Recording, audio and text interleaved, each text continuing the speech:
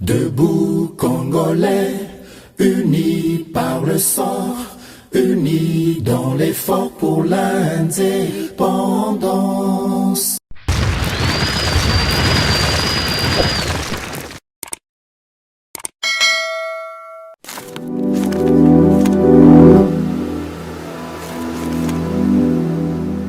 Nous y voilà, chers téléspectateurs. Merci à vous d'avoir choisi GCAM Télévision. Merci de partout où vous nous suivez d'avoir choisi l'émission Debout Congolais. Samba Olonga à travers une analyse et décryptage d'informations. Nous sommes les Kakanakati. Il y a République démocratique du Congo. De partout où vous vous trouvez à travers le monde. Nakati ya RDC Topé, Libanda ya RDC, Samba Olonga, Pesibino Matondo, Mingi Pona, confiance pe fidélité au Bopé Sakaye pour Amemela Bino, Basango, Napesi Matondo na bato nyonso, Bachaka Loboko na pati pour être émission Debout Congolais ko baseko kende liboso. Soki Samba Olonga za komona na te botuni, Samba Olonga za komona na te po na nini. Merci na considération wana, merci pe na soutien na bino. Kasi na émission Oyo Tolobaka ete biso nyonso tozalaka FARDC na motema na encourageaka ba vrai patriote oyo bosala choix ya ko soutenir mboka na bino ya ko participer na émission oyo ko partager ka émission ete biso nyonso esengeli tozala mapinga ya solo na motema pona mboka na biso Congo démocratique. Kasi tradition esengaka na ngai koyebisa bino ete justice ya Nzambe motomoko te aishapaka na contrôle nango. Soki yo oko échapper na contrôle ya justice ya mokili yebaki ya Nzambe ko rater yo te. Tout ce que nous semons, nous finissons tous par les récolter. Mabelo ko sala ka yeba oko zwango. Soki osali biso to moni yo te malamu. Soki po osali na kiyanke na yo lobi ke yo ndo moni la ka biso malamu. Mais sache-le que au soir de ta vie, même par un heureux hasard, ce qui justice à mon kilo et zuyo na filé na ngote, même dans l'au-delà, tu finiras par payer les prix de tes actes. Yangon na sala ka mbela kolobana bino, sala kaka malamu, sala inventaire. Yamakambu yo sala ka, yo moko za un examen de conscience. Cause la te que oko manasuka ya vie po banda kumituna. Na sala ginini, na yeba ginini. Na l'excella kabino tango te ezali pona ko sala appel na bino batu bosala ka mabe botika ko sala yango, c'est pour votre bien. Voilà, j'entre dans l'actualité qui m'amène devant vous aujourd'hui. Actualité où est très dominée na démarche ya Vital Kamerhe.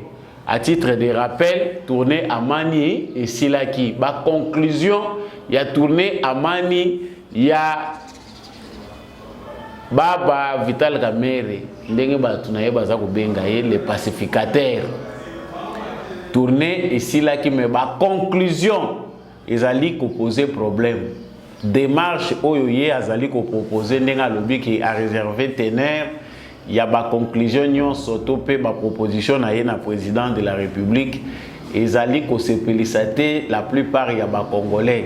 C'est une démarche qui s'avère caduque pour certains, une démarche où ezali nocive pour les autres, une démarche où bazali ko benga trahison pour certains. À travers Badir Naye, Makambouye a proposé solution triangulaire où il a proposé dialogue entre RDC, Ouganda et Rwanda. Voilà, seule solution où ezali ko M23 nakati lokola aide de cyclone. Ndenge ye moko aza ko proposer ngo bosi bolandaki yango kasi kosa ilango analyse toyeba nini eza ko se cacher derrière démarche oyo nyonso tokolobela ngo tout au long ya émission oyo. L'actualité c'est aussi ces sanctions oyo bazali ko beta nungu ezali ete les gars toyokaki la fois passée ba sanction moko bazali ko prévoir pour na ko sanctionner ba proche ya président Félix Tshisekedi. C'est une façon ya ba américain ko ça la pression na Félix Tshisekedi pour céder na ba désirata na bango.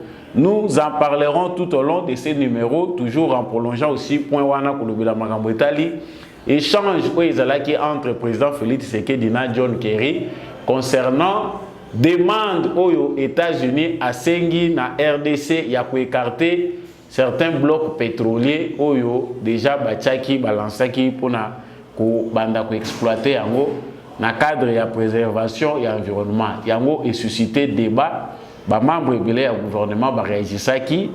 La démarche chef Bazaïba a aussi répondu à sa manière pour na kolobake. Par contre ou leba pekisa biso tout exploiter pétrole na biso il faut des baya ko investir ce qui balingi parce que biso déjà aussi tous eu engagement ya ko respecter environnement tout en exploitant nos richesses. Vraiment, c'est une question qui soulève beaucoup de réactions. Nous allons comme réellement politique aux États-Unis d'Amérique, ils allons comme biso wapi. Est-ce que Félix Tshisekedi est toujours avec les Américains? Ils ont tout bozo tout nangai. Qu'est-ce qui va arriver na relation Félix Tshisekedi azali ko entretenir na Américains? Ce qui va commis ko bendana sur plusieurs points. Wana ezali réalité to komeka ko beta lisusu na lisolo tout au long ya numéro oyo et puis pona kosukisa Jimmy Kitenge ya PPRD balobi santé na eza bienté se détériorer na makala famille biologique na ye ba saisir Bintou Keita pona kosenga que babimisa ye akende ko se faire soigner balobaki maloko ekotonda tokoluka toyeba Jimmy Kitenge belini makambo nini eza koleka kuna wane kozala pointe kosuki sanango numéro oyo. Encore une fois de plus, Samba Olonga vous dit merci d'avoir choisi GCAM Télévision. Merci à vous pour votre fidélité sur Debout Congolais dans le émission Ezakapona Bendele et Kolo Congo. Bisika ozali soko oza vrai Congolais et le but est qu'il faut zalaka de père et de mère. Ceux qui penda olona Congo na mutema, oza no pe demi Dakar. Mais ce qui penda Congo ya solo ezala na mutema na yo, il faut ozala fier pe ko vrai pour être bendele ekolo Congo eko ba kozala toujours likolo. Ce que zambala no liboso oyoki mungongo ya Samba Olonga to pe olandi émission na kati ya GCAM Télévision na kosenga na yo o s'abonner pour koma membre permanent ya réseau oyo Debout Congolais o bato belé bazalaka fier. Il y a un vrai poète, Bendele Congo, qui est toujours Liboso. Voilà, je venais de parler de cette affaire de Vital Kamerhe. Pour na batumusu sotango batanga ka kombo ya Vital Kamerhe kande mataka bango. Batumusu balinga koyo kate kombo ya Vital Kamerhe balobelango le susu parce que au vu de la majorité de la population congolaise, c'est une déception. Nous savons tous que les procès des programmes d'urgence de 100 jours, ceux qui vont congolais, ils se rappeler, ils ont souvenir moko et énervent la plupart. Ils ont parmi les clichés au batebélé, là, c'est le président de la République, en tout cas, justice et satisfaisant qui va congolais. Mais nous ne sommes pas faits pour nous rendre justice. Justice, il y a Congo, il y a Ngonde Moutou, il y a prérogative, il y a Ngonde instance. Oyekataka makambu nyonso ya ba congolais dans divers domaines awa na se ya mukili na kati ya République démocratique du Congo. Vital Kamerhe est sorti fraîchement de prison, a eu un moment de silence avant d'arriver à Kolobelo après l'avoir acquitté. Tout le monde Vital Kamerhe qui a coutani na prison de la République. Est-ce que sorti wana ezaki sorti moko ya mutu ndenge moko aza ko beta lisolo alobi ezalaki sorti moko ya barandre justice to ezalaki sorti moko défi wana na kanti bino moko pe déjà bosi bozu mituna mais oyo eza ko tala biso mukolo lelo pour ne pas vous éloigner du sujet ezali démarche oyo Kamerhe azui il y a de cela un mois ya ko lukende pona ko vrai pour la pacification de l'Est de la République démocratique du Congo. Nasi na lobaki toujours na tribune oyo na cadre ya émission oyo ke Vital Kamerhe accueilli na cadre ya démarche moko oyo ezali suite ya ba pression. Nous avons de ces acteurs politiques là en République démocratique du Congo qui ne sont pas l'émanation des Congolais. Et puis qui ne sont pas nécessairement dans la classe politique congolaise parce que va convaincre la base là-bas. Mais bazali na classe politique parce qu'ils sont les fruits d'un lobby puissant où ils ont soutenir Bango parce que il y a des gens inconscients qui ne connaissent pas des démarches comme si Batouana na scène politique. Vital Kamerhe n'est pas ignorant de la démarche oyo ye avant kota boloko pona likambo ya Italie misolo ya programme ya 100 jours. Démarche oyo Félix Tshisekedi a mené. Vital Kamerhe va à ebisibiso eza tourner à Mani. Avant de connaître les détails pour tout que nous la solution à proposer, nous revoyons ce que la personne a fait. Tant qu'il y a un cas de la tournée à Mani, c'est qu'on a des concrets. Nous avons des images où on a tourné à Mani, ce qui est à Mani, il y a Kimia. Plutôt, nous avons vu des meetings, il y a un homme politique qui se réfère santé. Outre l'appel aux groupes armés de déposer les armes, ça c'est ce que tout le monde fait. Conseil de sécurité des Nations Unies, les Chinois peuvent appeler qui 5e23 à Kitsamando qui et tous les autres groupes armés. Toyo qui a un open acteurs politiques et belé basenga kato sengi na bino bo déposer ba armes. Sadak pe ba belé là. Toyo ka père moko Union africaine ceux qui balala ki pongete ba belé li to sengi na ba groupes armés ba déposer ba armes. Ça même moi je peux aussi dire faire un communiqué na sengi na bino bande ko na biso ya M23 bo déposer armes boya na processus ya paix, c'est du connu. Ça c'est la première démarche à Kamerhe. Mais naba meeting bisika nyonso ye anyati makolo na ye, ce qu'on a beaucoup plus remarqué ezali souci à renouer confiance. Ce plan se décline sur plusieurs volets. Il y a le volet militaire, parce qu'on ne peut pas être distrait.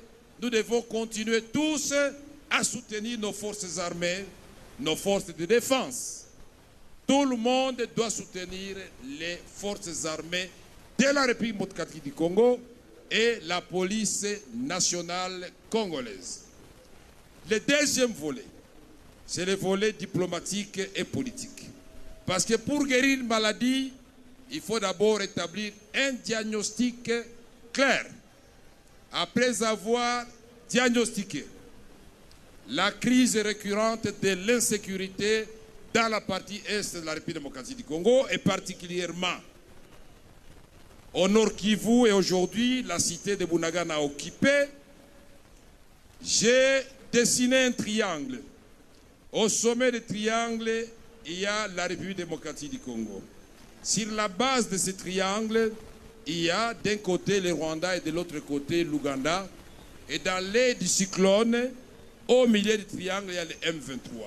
Et donc si nous voulons résoudre ce problème, nous en tant que Congolais, nous devons demander à nos frères de M23 qui se trouvent à Bunagana de libérer Bunagana, de déposer les armes et les revendications, légitimes ou pas, seront examinées en toute sincérité. Car les gens qui meurent là-bas, ce sont nos parents, ce sont nos frères et sœurs. On se réfère à une santé politique parce que nous avons que c'était quelqu'un déjà de désavoué politiquement. S'il y a des Congolais qui ont bonne mémoire, ceux qui sont Congolais, nous ne pouvons pas nous cacher la figure, tous ces voiler la face.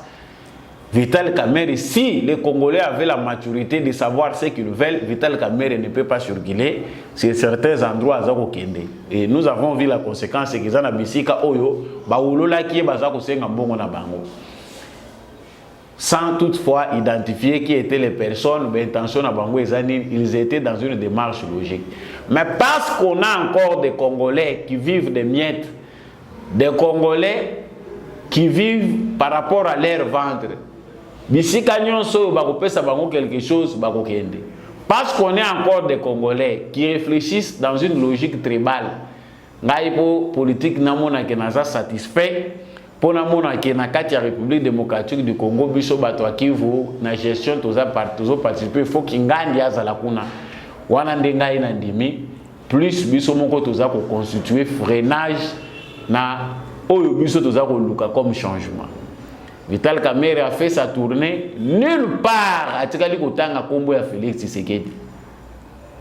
Ndenge azalaki en commun accord na président de la République. Totikali komona ndenge zalakata ba effort ya président de la République bobetele maboko to encourager yango voilà. Non, tournée à Mani. Cette tournée-là, après avoir tourné, ok, que ça la campagne na yopo, on l'a qui ça. Parce que ça maintenant c'est clair.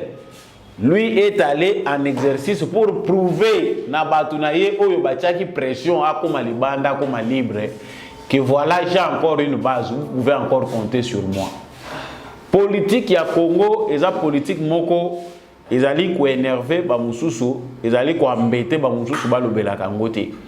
Donc cette tournée là bato ba yebaki dessous des cartes nangote, la démarche elle est européenne, la démarche elle est française. Toujours dans l'objectif de créer des acteurs politiques. Oyo, bakozala toujours ko intimider biso, bakozala toujours na mainmise sur la question politique de la République démocratique du Congo. Donc ici c'est après que batumusu toza ko comprendre que démarche oyo toza ko benga démarche à tourner à Mani, c'est la volonté de l'Union européenne, c'est la volonté de la France de vouloir plier encore Félix Tshisekedi. Tango babundi baloki ndenge nini tokoki komemaye devant table la négociation balobi te. Il faut tozongisa kaka na nzela oyo bavanda basolola. C'est ce que Macron propose. La plupart ya ba français pour na bango comme dialogue. Yango nde bango nyonso baza na kati ya koloba. Olandi o baza ko mibenga ba opposant congolais balobi baza ko reprocher Félix Tshisekedi négligence na ye ya position armée pour donner plus de poids à la diplomatie. C'est-à-dire, bango mutu baza ko reprocher Tshisekedi que option militaire aza ko négligent. Bango pe mutu bazali ko proposer dialogue tout en disant que Félix Tshisekedi aza ko se pencher mingi na diplomatie. Mais bato baza ko critiquer Tshisekedi kazo se pencher mingi na diplomatie qu'il ne favorise pas une option militaire. Bango de mutu bazo la biso dialogue. Qu'il faut dialoguer avec les Rwanda, l'Ouganda. Avant na kota nanu ba détail mususu photo manyola likambo malamu bandeko bino batuboza na France, vous êtes à l'extérieur congolais, comprenez la politique de vos pays, des pays qui vous accueillent. Objectif na bango lokola basi ba Monique Tshisekedi azako koma de plus en plus électron libre. C'est quelqu'un qui a le potentiel de se débrouiller seul et trouver des solutions. Na capacité na managériale, il peut à bouger la ligne na ba homologue na africain, même si tu as manipuler le bango, à arriver à trouver des solutions. Il faut to chaye ba croc en jambe, pour to zala toujours na mise ya mazita na miso to si to cha. Voilà le pourquoi de la démarche qui veut encore nous obliger à négocier avec un mouvement terroriste, à négocier avec Kagame. Même je ne sais pas si nous sommes dans cette planète, sur cette planète Terre ou bien monsieur tout ça qui voyage to kendaki ailleurs. Kamere ndenge bozomona na bilili wana. Dialogue ya zolukeza dialogue ya ndenge nini? Parce qu'il nous propose à l'obi triangle. Ndenge bomona ka triangle malamu et ya cyclone Congo, Rwanda, Uganda, deuxième 23 tout tient na katikati. C'est ça à privilégier d'abord l'option militaire. Commençons d'abord par l'option militaire et puis nous allons aussi proposer la solution diplomatique qui est le dialogue avec le Rwanda. Nous allons dialoguer pour quoi et pour céder quoi. Bunagana est occupé par le M23 qui est l'armée rwandaise. La complicité elle est aussi de l'Ouganda parce que bango va faciliter que Ouganda bakanga Bunagana. Museveni, là d'ailleurs, si bien dit à ABC délégation congolaise que ce qui nous permettre de solo lana Kagame pour trouver une solution.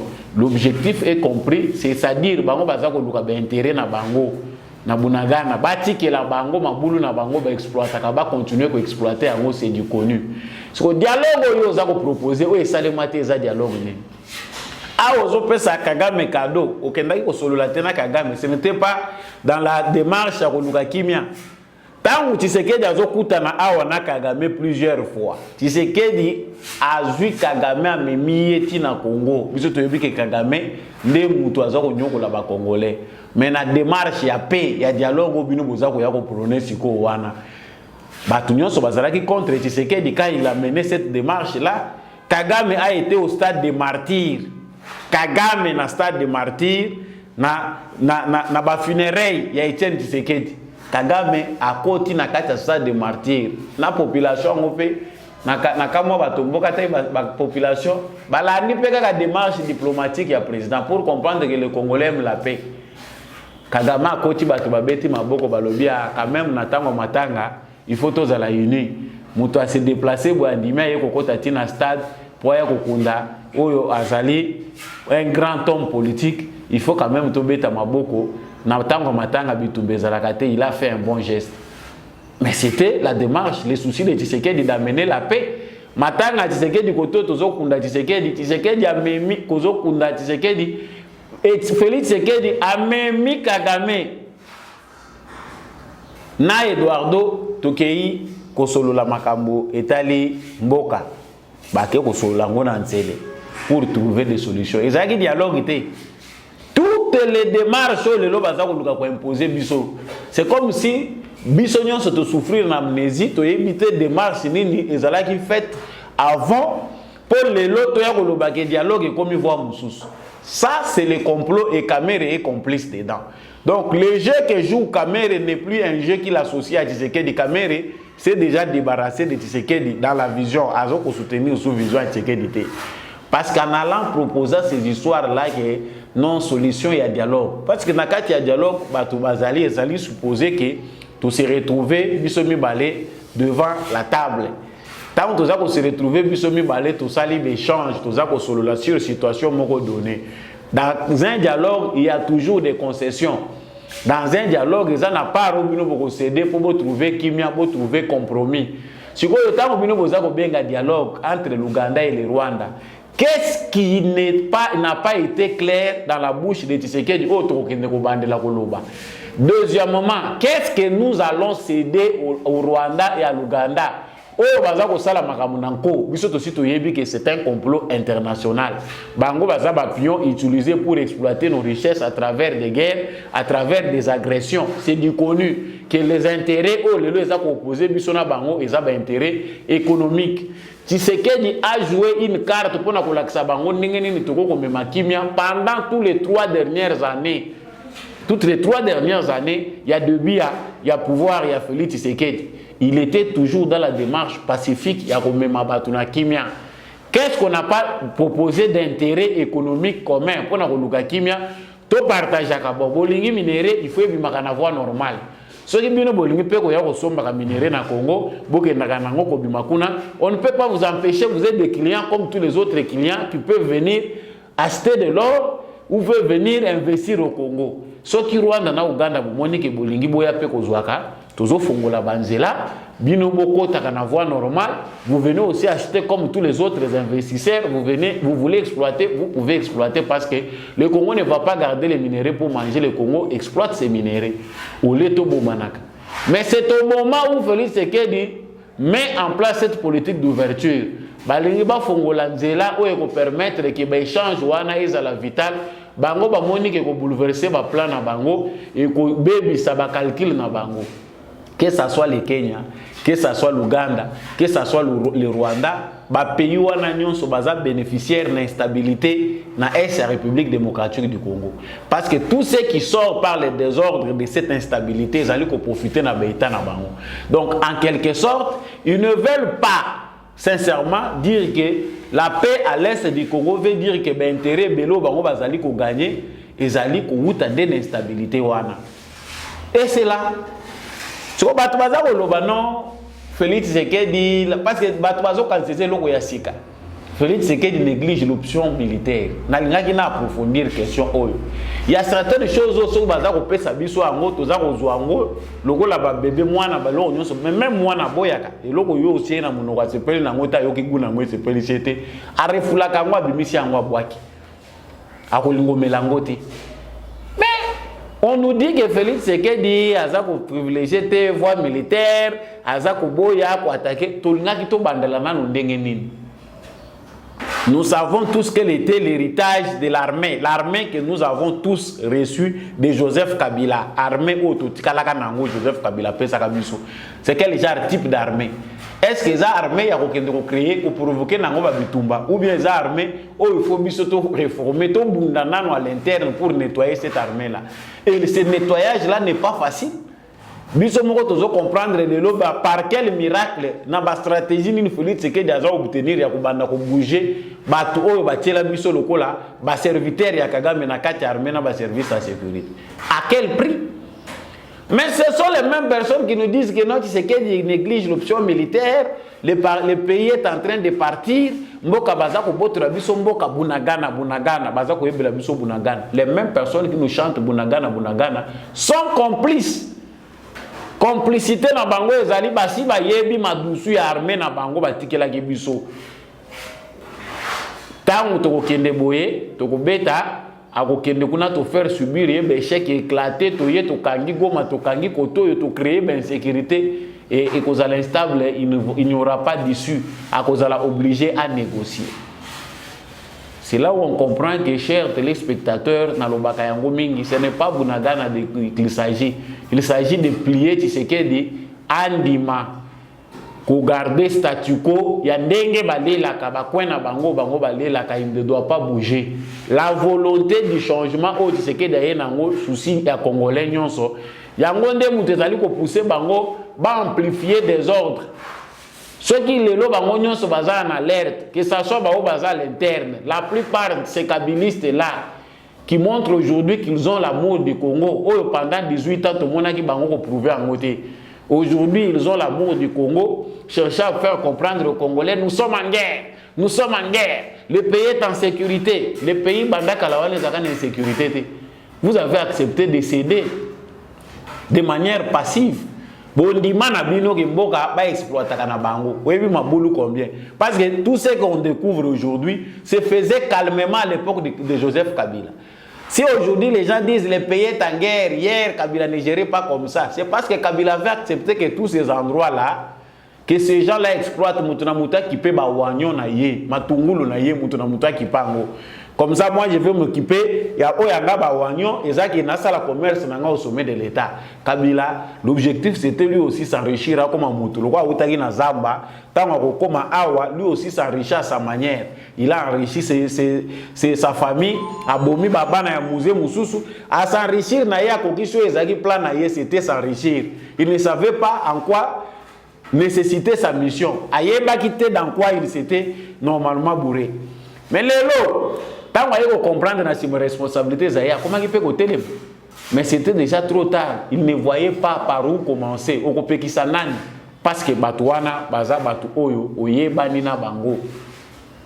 Mais aujourd'hui, on dit que nous sommes en guerre parce que le multinational, les politiciens de la mafia, nos ennemis intérieurs et extérieurs, toute la classe politique du ventre nous laissée par Joseph Kabila, s'insurge contre Félix Tshisekedi parce qu'il va comprendre que ceux qui à mettre fin l'insécurité, le business est koufi.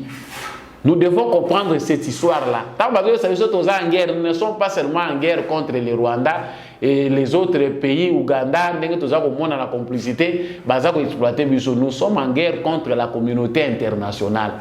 Nous sommes en guerre contre ceux qui veulent exploiter nos richesses, qui ne veulent pas nous laisser l'espace en tant qu'humains pour bénéficier de nos ressources naturelles. La guerre telle qu'on nous la présente, ce n'est pas ça la guerre. Il y a des Congolais qui se laissent distraire aujourd'hui, on nous montre que nous sommes en guerre. Non, ce n'est pas ça la vraie guerre. La vraie guerre, ce qui nous faut comprendre, acteurs basés belés. Certains acteurs sont nos propres frères qui sont complices de nos malheurs. Les autres acteurs sont des infiltrés qui vivent parmi nous. Les autres acteurs sont des pays qui ont compris que le Congo n'est plus un État. Ba grand voleur bazo yiba na ba camion, ba petit peu bazo ko lokota na ba pau, ba musu bazo lokota na ba cantine. Et les désordres se généralisent. Aujourd'hui, expliquer à tout le monde, comprendre que le Congo est un État, vous devez l'expliquer, n'est pas facile. C'est la guerre que nous avons aujourd'hui, c'est de faire comprendre au monde total et Samukil Mobimba que le Congo est un État souverain, Boto Sabiso. Si c'est qu'il a signé son arrêt de mort. Et ça, peut-être aux babat musus o ba yebi histoire à mon côté banda kete bazo kanise bandi lelo. Balingi ba balkanize mboka. Bunagana wana bakokata yango. Suka ko koma mboka e banda ki lelo. Yondo la mungi lelo parce que c'est aujourd'hui que toi tu te rends compte que le pays est en danger. Il y a 20 ans, il y a 30 ans, les gens voyaient déjà ça. bato ba monaki avant wana yo ba na kolala. Pour certains au banaye ko liana na époque à Kabila ba yebaki te que mboka est en danger. C'est aujourd'hui qu'ils se rendent compte que le pays risque la balkanisation. Risque la balkanisation wana na époque wana yo monaka ngote. Les gains justes et avec là qui bango. C'est aujourd'hui qu'ils se rendent compte que mboka c'est kendaki. Pourquoi? Parce que à Longwe na pouvoir à se retrouver les bandes monsieur comme clair. Na pouvoir, ils voyaient que les manger, ils voyaient que les hôtels de luxe, ils ne voyaient que des beaux appartements. À ce moment, les bandes ya mboka, atondi sa ba compte na banque. Obimi les bandes ndo komi na ba congolais. Ce sont d'être distraits nos frères. Donc cette aventure pour retourner dans vif ya sujet na biso, Vital Kamerhe doit cesser d'importuner les Congolais. Ce qui n'était pas clair est maintenant clair aux yeux des Congolais que cette solution prête à porter n'est pas du goût des Congolais.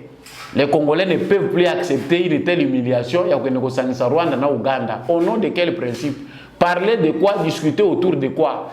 Cette démarche-là diplomatique, elle est simple. Quand la frontière nous na kangi yangai, mutu na mutu qui peut ba wanyo na ye, ndenge nani fayula ye biso style ya ba wanyo. Chacun va s'occuper de ses oignons. Mukola ko comme président de la République, il va dire à Kagame na munoko. Non, collègue, occupe-toi de tes oignons. Moi aussi, je vais m'occuper de mes affaires. Vous voyez, j'ai été élu sur base d'un programme. C'est facile à parler, mais difficile à faire.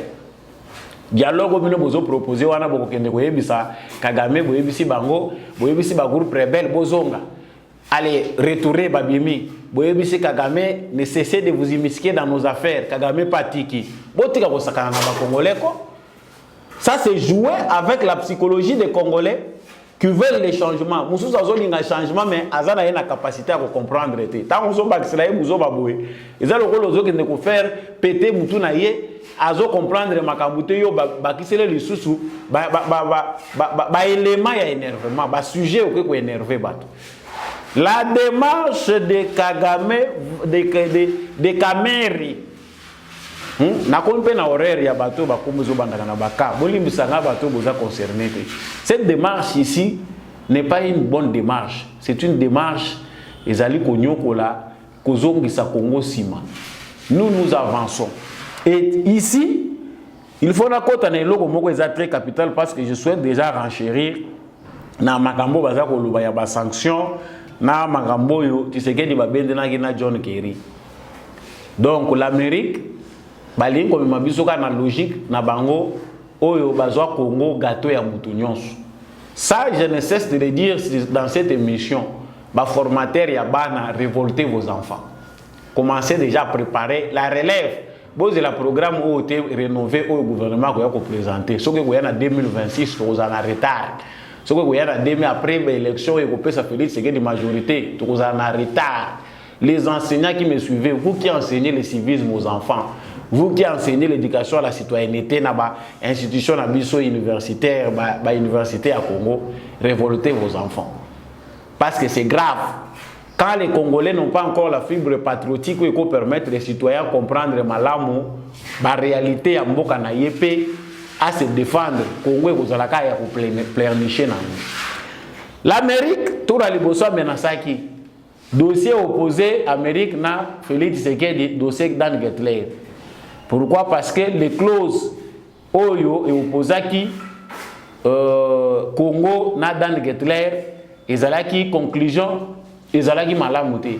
Les conclusions n'ont pas beaucoup essayé ça qui va américain. Voilà pourquoi Basengaki que bango ba sanctionner les Soudan Getler Basengaki que Congo a annulé l'accord oyo ba conclusion nyonso yo ezwa magina Dan Getler. C'est-à-dire Congo a trouvé mutu moko aza un prédateur. Azwa ba mine na biso. Il en a gagné pendant des années et des années. Na Joseph Kabila, un ami à Joseph Kabila. Bazana Moutouana zana ba ramification mokili mobimba. C'est un milliardaire. Il s'est encore enrichi davantage à l'époque à Joseph Kabila, au dos du Congolais. Mais biso c'est qui toke na guerre na Moutouana avec un pays pauvre qui cherche des investissements, des investisseurs baya. C'est-à-dire nous ajoutons encore des ennemis au biso to kobundana bango. La logique est simple. Parce qu'ils sont des gens basés à Babongo et Belé. Le temps pour nous de nous organiser, faire face à ces gens-là, nous allons perdre beaucoup. On engage une guerre en fonction des moyens. Aux autres, la peine d'engagement, tous autres qui ont la d'engagement, tous les stratégies d'engagement, ceux qui ont fini avec aussi Zimbabwe. Le Congo a trouvé une solution. C'est d'abord que Solana Moutouana, que c'est la logique où est normale. Nous récupérons nos actifs miniers. Aux autres qui ont une logique où est correcte. D'abord, ils ont mis dans ma boca congolais. Voilà maintenant nous vous proposons ce qu'on lingi maintenant que la faire na yo. Voilà la démarche pour au banda ko sala ba faire dans le respect des droits. Tala ba intérêt no yango ya ba congolais yango. Clair net. États-Unis a lobi niet. Le rôle biso toza société biso to lobi to lobi boy.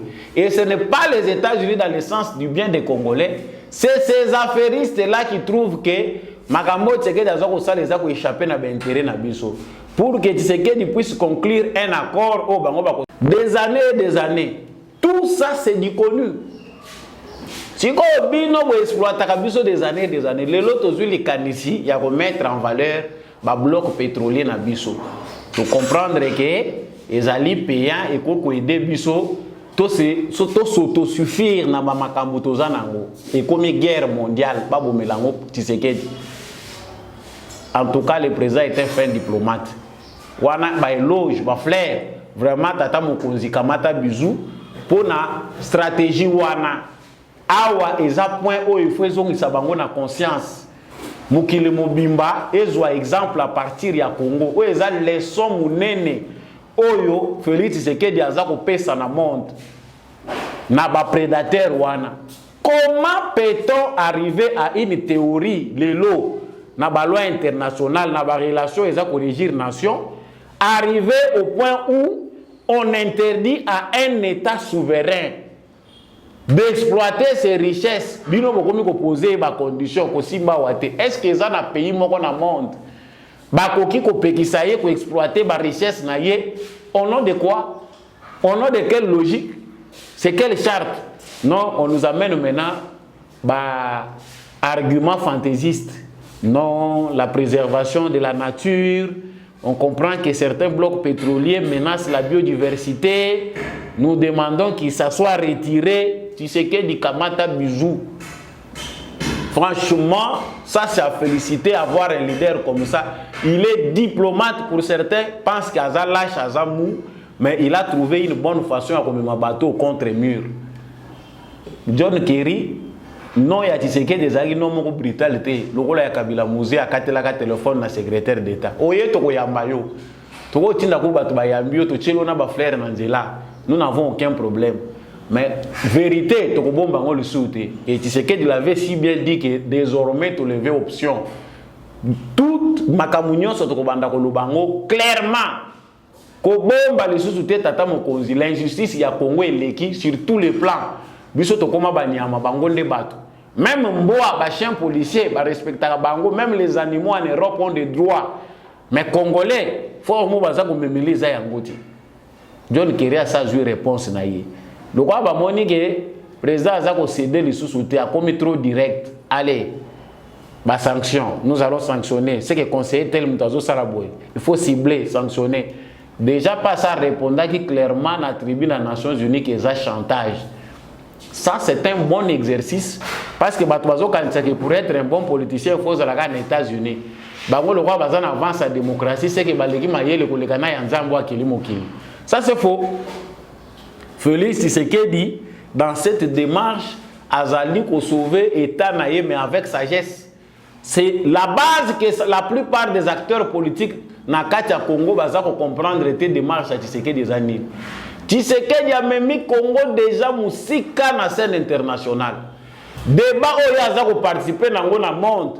Même les pays où il a avancé sur le plan de développement dans le monde, en Afrique, il a assisté à un débat à niveau où Tshisekedi a mis un débat dans le monde. On ne sait pas si au Congo il y a des intellectuels, s'il y a des gens censés analyser malamu. Action ya Félix Tshisekedi dans la scène internationale, bénéfice nango pour la Congo. Le problème ici de Félix Tshisekedi, c'est qu'il est largement en avance. Nous, Congolais, nous avons prétendre que nous avons une élite, acteurs politiques, largement en retard. Donc il faut accueillir la base de Bosso et Quel exercice Acteurs politiques et belé na Congo baza déboussolé. Démarche où ils ont sauvé Congo, ils ont échappé na contrôle ya bato belé. Il faut avoir un cerveau, une vision claire pour comprendre que Tshisekedi, c'est réellement le sauveur qu'on attendait pour le Congo. Si vous avez bamoni que tous bouger, boya lingite. Ça là, remaniement, bouger boy. Parce que chaque fois qu'on fait des remaniements, chaque fois qu'on change, la militaire, la nomination, c'est-à-dire la puissance union occidentale, ils ont l'alerte, le service na bango renseignement na Congo, ils ont l'alerte. Ah, mutu bazo chawana, tata na enani a travaillé ils ont des informations que les Ghana biso ba kolomboka sur bateau biso tonomak. Comment les gérer? Ba bien na ezalaka wapi, asalaka nini? Nous peut-être nous n'avons pas le temps de savoir ndawa chiwewe ezalaka wapi, azalaka na combien ya bana ba bien na ye, ils ont estimé à combien. Bango bakenda katina ba détail. Vouloir toujours chercher des gens à manipuler pour freiner le développement d'un État à leur bénéfice. Si vous avez bazaïba, ah on a ça pendant que vous voyez la maman bazaïba flair maman, yo pe kamata bisou parce que vous avez makasi, zala direct penda. Au lieu de bisabiso to retirer ba bloc pétrolier, il faut que tu boya ko investir parce que biso to si to la pinda yi, nous allons exploiter nos richesses naturelles dans le respect de l'environnement. Ce que bino bolingini. Oh bino bozoya ko bisabiso c'est un discours biso moto si to milobelaki. Bénéfice na ngoto monité. Awa na moni na basango bakoti makambo. Comme peut affaire à basango. Na moni awa soki chole soki nani ba confession religieuse basangani, non la seule façon de mettre terme na débat ya ba bloc pétrolier, c'est de financer ba pesa mbongo ya makambo ya climat wana fond vert pour na mettre fin na likambo ya débat pétrolier. Fond vert ngo bino boyebi ndenge ba pesa la kango na ba condition elandaka na sima. Cessons d'être naïfs. Fond vert wana oyebi batu wana na système o bango batiana mukili mbongo bazopesa bino wana ba condition na ba imposition ezo yaka na ba mbongo ba fond vert. Parce que ce sont des histoires où tout ça comme on a clair. Ah non, si nous préservons, on donne. Bazo pesa. Mais quand on tourne autour, on trouve qu'il y a un système injuste imposé dans ça. Il faut favoriser le développement de la binoté. C'est de l'argent qui sort comme du vent, qui finit par ne rien faire. Ce qui vous appelle sérieuxité. Bénéfice n'a pas été et il faut aider binobo à avancer. La bénéfice est dans l'indépendance.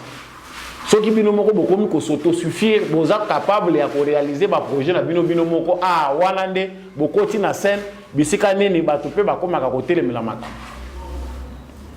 Donc on comprend ici que la démarche bazolinga ko bomela Tshisekedi est une démarche de souveraineté nationale. Au moins Tshisekedi a fait son exercice en toute transparence, en voulant associer toutes les institutions de la République, n'a pas expliqué bango. Ils ont le rôle à Mouzé parce que ce qui a tué Mouzé, c'est vouloir faire à la manière d'un dictateur ou lutter au thé. Alors Tshisekedi il explique sa démarche. Que ça soit dans la tribune des Nations Unies ou au Congo, la démarche de Tshisekedi est connue. Mais ils ont des Congolais bazo côté la communauté internationale, bazo côté la batouya, puissance étrangère. Non, cet argent-là sert à quoi? Pourquoi exploiter le pétrole? Donc, bazo comprendre que si le Congo exploite le pétrole, mbongo wana Tshisekedi na volonté azanango et que ça la ke ba projet belé à réaliser mon la lombango. À l'éthique freiner. Nous on a des gens qui répètent les mêmes choses. Les bandes vont répéter. Qu'est-ce qu'il y a résonance? Les petits bitinda na bango vont foutre la monnaie de Saint-Joan. Comprenons, chers téléspectateurs, que démarche comme Makassi, Tshisekedi n'a pas les intentions et nulle part il a dit de tourner le dos aux Américains. Mais il fait la démarche qui est une démarche légitime d'un président d'un État souverain. Le Congo est un pays souverain, ce qui président a eu une décision au nom de sa nation, au nom de sa population. C'est une démarche à soutenir et à féliciter. Yango Kaboli opposant Panzani Mokili Mobimba. Oya qui est d'Europe, oya qui est des États-Unis. Baza ko beta na mitou. Mais politique est comme une autre politique. Yo so ozap na scène politique comme parasite, oya qui par opportunisme ou bien oya qui infiltré. Ozandenge moko na mutazo sala politique ya passion. aza en mission. Oui, bato boni baza na sima baza kota la vision ya mutu wana parce que ça fait 37 ans, toujours 40 ans toloba. Bato ba se sacrifier pour mutu wana comme lelo au sommet de l'État. Il n'a pas droit à l'erreur. Avant de connaître que c'est erreur, bato oyo baza ko se sacrifier nuit et jour pour mutu wana à réussir. Ba ko découvrir avant bino bomona. Nous aurons compris que la tâche n'est pas facile pour nous Congolais. Nous devons nous mobiliser. Ceux qui ont vendu, ils ont comprendre tout, ils ont comprendre tout. Oh, l'IDPS ne s'entend pas avec l'UNC, il y avait des accords. Moi, si je suis divorcé, bon accord, l'accord de Nairobi, ils ont accord. Oh, il y a l'autre monde qui a publié. Maintenant, il y a un impératif de la nation, la coalition FCC cache quoi. Parce que ça produit comme bloqué souci à peuple congolais. Et quoi qui divorce peut être la carte. Ce qui est bien pour moi, que non, il dépêche à respecter l'accord de terre. C'est clair. Il dépêche à côté en conflit na batu oyo baza ko respecter l'intérêt à peuple congolais. Si ces accords-là sont pour l'intérêt du peuple congolais et qui est comme caduc, qui va laisser la place à Kamera comme président de la République? Mais soyez quand même clair, tout le monde est clair. Tout le monde est salé, tout le monde est clair. Soyons clairs qui la politique.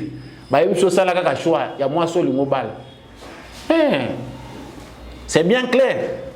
Ah, vous avez les soucis avec Makamouya Kobomba, c'est que l'été parce que Kobombe l'équipe, que ça la diplomatie, l'équipe va congolais, nous devons comprendre.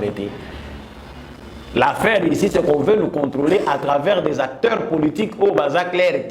Ce qu'on m'a dit de paix, ça côté conflit, na parti moko songolo pakala. Na moto moko songolo pakala. Tala moto wana malamu, il de paix ça bungisa ka moto pambate. Toko moni est comme ko gronde, ba comme ko telemela moto wana tala malamu intérêt ya congolais za kunati. Pour la plupart des cas, ezalaka ndenge wana bato oyo bazalaka ennemi interne ya Congo cible na bango ekomaka UDPS bakomaka kotelemela mingi UDPS asali boye bango kaka baza kosala boye baza kotelemela boye mais UDPS résultat Félix Tshisekedi eza yango lelo c'est l'UDPS au bila ba musu bazoboya ko partager.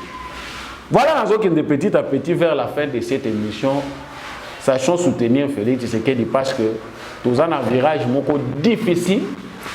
Oyo bato nyonso baza ko constituer ba prédateurs to bengi bango, que ce soit les entreprises ya ba multinationales, que ce soit les acteurs politiques au niveau mondial, que ce soit acteurs na niveau régional lokola bakagame ba Museveni j'en passe na bandokyo tout ça na bango à l'intérieur combat ezana minute parce que ba yebi que balingi ba inverser courbe na bango ya ba antivaleur ou balelaka. Nous Congolais conscients devons nous mobiliser. Il faut tout ça la paix bas suicide politique to bomba batu mususu politiquement ko bomonga na zoloba eza ko tila ka batu poison tene ba mususu ko suki mutema o ba tia poison o ba bomate pour tuer certaines personnes politiquement ba exister. Préparez-vous à des votes utiles. D'abord ça c'est la première chose. Arme munene to za nango parce que c'est que dit accéder au pouvoir de manière démocratique sans toucher même mbeli ya mukia simba kité. La seule façon d'éliminer ces acteurs politiques malsains dans la scène politique, pour nettoyer l'environnement politique à Congo, c'est de voter des gens qui vont constituer la nouvelle classe politique. Assainissement ya malamu congolais ndé muta ko décider ngo na vote. Tant on voter le sous-papa social, na yaka baka ye muta tonga pont ye muta sala boy. Ko ya ko tuna biso sumi tuna ezanga tinate, ndenge bozo tindela ngango inbox. Tena ko balobi boy, siko député ke ngana za ko sala boy, bino mutu bo vota ka bango. La deuxième solution, oyo biso toza nango awo. Wana na global souté pour na yebi na scène politique, élimination systématique pe ezalaka. Yo loko oza comploter pour être Congo continuer kozala sous-joug ya domination banyo ko la bato Congo kenda que tu sois mukwege ou qui que ce soit to ko dénoncer yo.